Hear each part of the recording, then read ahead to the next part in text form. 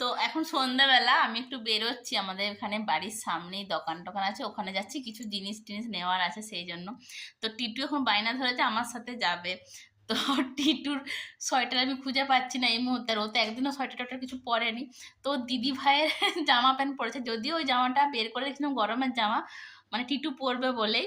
তো সেটা আমি শেয়ার করছি আজকে। টিটু, এটা হচ্ছে ওর দিদি ভাইয়ের গরমের জামা, আমি রেখে দিয়েছিলাম, সেটা এখন পরেছে। আর এটা দিদি ভাইয়ের টুপি, নাকি গো মামা? কার জামা গো এটা? এখন আমার হয়ে গেছে?